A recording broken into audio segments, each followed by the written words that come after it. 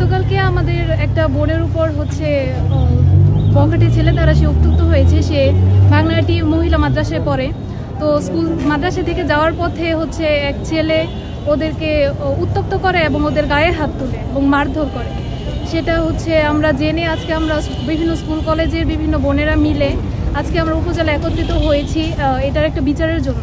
যে আমরা এখন বর্তমানে আমরা স্কুল কলেজেও নিরাপদ না, আমরা রাস্তাঘাটে নিরাপদ না, আমরা বিভিন্ন ছেলেদের দ্বারা উত্ত্যক্ত হচ্ছি।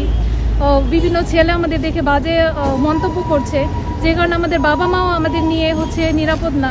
আমরা স্কুল কলেজে আসলে আমাদের বাবা মা বাসায় টেনশন করে। আমরা হচ্ছে এই কারণে আমরা আজকে মূলত একত্রিত হয়েছি যে আমরা এটার একটা বিচার চাই। আসার সময় 4টার সময় আমাদের ছুটি হয়েছে, পরে উনি প্রত্যেক দিনে আমাদেরকে গালিগালাজ করে, কিন্তু কালকে একটু বেশি অশ্লীলভাবে গালাগালি করছে। পরে আমরা একটু প্রতিবাদ জানাইছি। তারপর উনি আমার হিজাব টান মেরে ধরছে।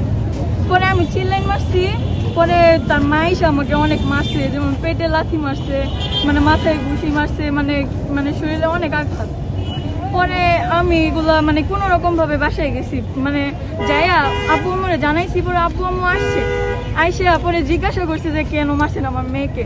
পরে পরে পরে আমার মা আব্বু আম্মু পরে জানি শামীম কোথা থেকে মানে অনেক লোকজন নিয়ে আসছে। আইসা পরে আব্বু আম্মুরে শুধু আমাকে শুধু মানে অনেক পিটাইছে, মানে শামীমের বোন শারমিনও আমাকে মানে অনেক মারছে, হাত মুচুর মেরে মানে ভেঙা দিয়ে দিয়েছে। এখন আমাদের যদি এরকম মানে এরকম দেশের মধ্যে এরকম নিরাপত্তাই থাকে, তাহলে আমাদের মানে লেখাপড়ার কোনো দরকার নেই। আমরা ছাত্রী হিসেবে খুবই লজ্জিত। বিষয়টা কি চাচ্ছে? চাচ্ছি আমার আইনি আশ্রয়। মাদ্রাসার 8ম শ্রেণীর ছাত্রী। আমরা প্রত্যেকদিন আসার সময় আমাদেরকে অশ্লীল ভাষায় গালিগালাজ করতো। আমরা শুধু মাথা নিচু করে চলে আসতাম, কিন্তু কালকে ওরা অতিরিক্ত করছে। তাই ও প্রতিবাদ জানাইছে বলে তারে মানে স্বামী মানে যে মূল ঘটনার জন্য তার মা এসে তারে মারছে। পরে আবার যে মূল স্বামী ও তার হিজাব ধরে টানাটানি করছে, আর অনেক ঘটনা করছে। পরে যখন ও তার আম্মু আপুরে নিয়ে আসছে, গার্জিয়ান নিয়ে আসছে, তখন শামীম কোথা থেকে যেন আরো লোক নিয়ে আইসা তাদেরকে বেধড়ক মারধর করছে, সাথে তারা অনেক মারধর করছে। এই যে এখানে অনেক খামচির দাগ। এই যে মেয়ের অভিভাবক আর কি, তাদের আসসালামু আলাইকুম। আমি সাধারণ একজন জনগণ, আমারও 2টা মেয়ে আছে। আমি শামীমকে চিনি না, কিন্তু যখন শুনলাম ইফতিজিং হয়েছে, একটা মেয়ের ইফতিজিং মানে আমার মেয়েরও ইফতিজিং, তার জন্য সেই সচেতনতার জন্য আমি এখানে আসছি, যেন ভবিষ্যতে আর কোনো শামীম তৈরি না হতে পারে, এটার জন্য আর কি আমার আশা। এখন আমরা কঠোরভাবে এটার বিচার চাই, যেন ভবিষ্যতে কোনোদিন কোনো মেয়ের দিকে যেন কোনো শামীম চোখ তুলে তাকাতে না পারে।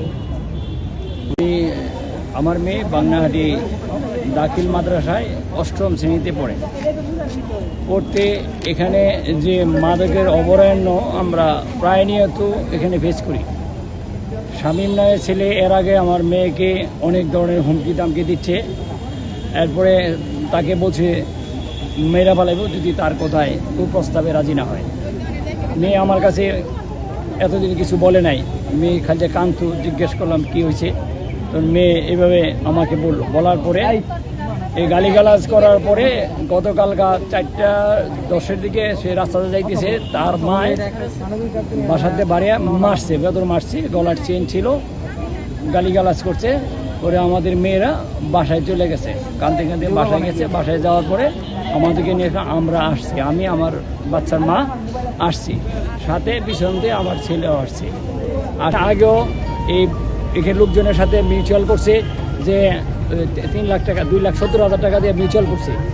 এখন সে আরও ভয়ঙ্কর থেকে ভয়ঙ্কর রূপ নিচ্ছে।